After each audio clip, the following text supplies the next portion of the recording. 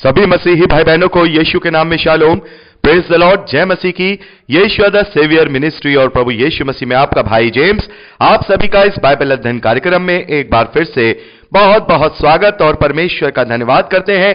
परमेश्वर का धन्यवाद है कि आज से हम तीतुस के नाम पौलुस प्रेरित की पत्री का अध्ययन शुरू करने जा रहे हैं और एक छोटी सी प्रार्थना के साथ आज के अध्ययन को हम शुरू करेंगे। हालेलुया। धन्यवाद पिता परमेश्वर, धन्यवाद आपके अद्भुत रीति वाले प्रेम के लिए जो आपने अपने इकलौते पुत्र को देकर हम सभी पर प्रकट किया। धन्यवाद करते महान पिता परमेश्वर आपके अनुग्रह, आपके महान प्रेम, आपकी तमाम आशीषों के लिए।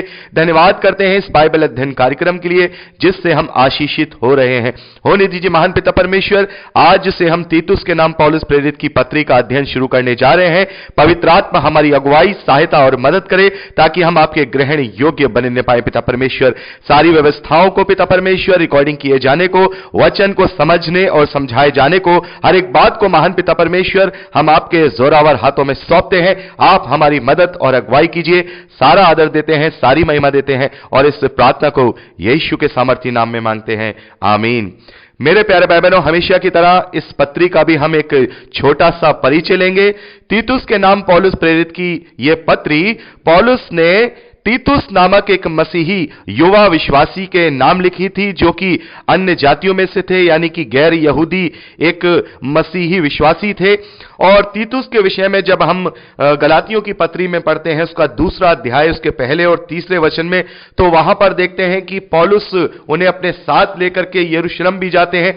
और जो कि हम प्रेरितों के कार्य में 15वें अध्याय में पढ़ते हैं, वहां पर जो काउंसलिंग होती है खतने के विषय में, वहां पर बरनबास और आदि जो मसीही विश्वासी थे उनके साथ भी वहां पर संभवतः ये जो तीतुस हैं वहां ये मौजूद थे। तो तीतुस के विषय में हम ज्यादा तो पवित्र शास्त्र में नहीं पाते हैं, उनके बैकग्राउंड के विषय में नहीं पाते हैं, लेकिन जब हम गलातियों की पत्री पढ़ते हैं तो वहां से हमें यह पता चलता है कि जो तीतुस हैं ये अन्य जातियों में से मसीही विश्वासी हैं और जो पौलुस हैं उनके बहुत ही ये विश्वास पात्र हैं और बहुत ही ज्यादा ये विश्वास योग्य प्रभु के प्रचारक हैं। और पौलुस ने इन्हें बहुत सारी जिम्मेदारियां दी थी। पौलुस के साथ ये कुरंत में भी गए थे, वहां पर भी इन्होंने वहां पर उनके साथ करके प्रभु का प्रचार किया था, जो कि हम दूसरा कुरिन्थियों 8वें अध्याय उसके 6ठे वचन में, 16वें और 17वें वचन में पढ़ते हैं। दूसरा कुरिन्थियों उसका दूसरा अध्याय उसके 12वें वचन से लेके 13वें वचन तक पढ़ते हैं। तो वहां पर हमें पता चलता है कि पौलुस ये जो तीतुस है इनको बहुत ही ज्यादा प्रेम रखते थे, उनके साथ बहुत ही एक अच्छा उनके साथ व्यवहार था उनका, क्योंकि वो बहुत ही विश्वास योग्य थे। और सबसे बड़ी बात, वो अन्य जातियों में एक ऐसे मसीही विश्वासी थे जो कि प्रभु का प्रचार कार्य करते थे और विश्वास योग्यता के साथ कार्य करते थे।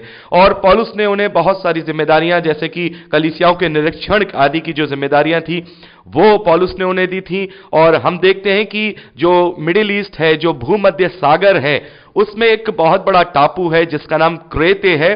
पौलुस अपने साथ वहां पर उन्हें ले गए और उन्हें वहां पर छोड़ आए। जब वो वहां से गए तो क्रेते में तीतुस को पौलुस छोड़ आए थे वहां पर सेवकाई के लिए, ताकि वो वहां के लोगों को जो है वचन में दृढ़ कर सके, बढ़ा सके। और इसी विषय में पौलुस ने तीतुस को वहां पर यह पत्र लिखा है ताकि जो क्रेते में रहने वाले लोग हैं वो मसीही विश्वास में बढ़ने पाए।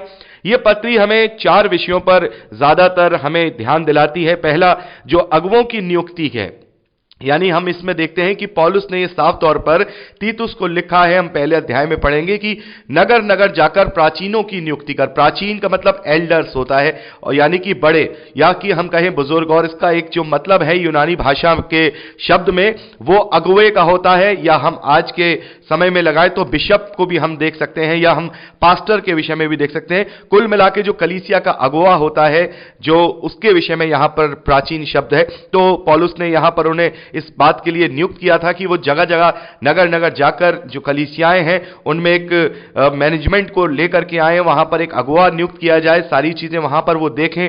और दूसरी चीज देखते हैं जो अगुवों का आचरण है, जिसे हमने तीमुथियुस के नाम पौलुस प्रेरित की पत्री में भी पढ़ा था। अगुवों का आचरण कैसा होना चाहिए, जो अगुवे बनना चाहते हैं, जो बिशप बनना चाहते हैं, जो सेवकाई में आना चाहते हैं, हमने वहां भी पढ़ा था। और यहां पर भी हम देखते हैं कि अगुवों के आचरण के विषय में भी यहां तीतुस को पौलुस ने लिखा है, क्योंकि तीतुस को यह जिम्मेदारी दी गई कि वो नगर नगर जाकर के अगुवों की नियुक्ति करे। तीसरी चीज, हम मसीही विश्वासियों का आचरण कैसा होना चाहिए, उनका व्यवहार कैसा होना चाहिए, एक दूसरे के साथ कैसा उनका संबंध होना चाहिए। पौलुस ने यहां पर बताया है कि जो बुजुर्ग मसीही विश्वासी स्त्रियां हैं या बुजुर्ग मसीही विश्वासी जो पुरुष हैं, वो अपने से कम एज के लोगों को वचन में बढ़ाएं, उन्हें सिखाएं, उनकी जिम्मेदारियों को लें, यानी एक दूसरे में वचन का जो है वहां कन्वे किया जाए, लोगों को बताया जाए, और एक मेल भाव वाला जो स्वभाव है कलीसिया के अंदर, वो वहां पर पौलुस ने इसके विषय में भी यहां लिखा है।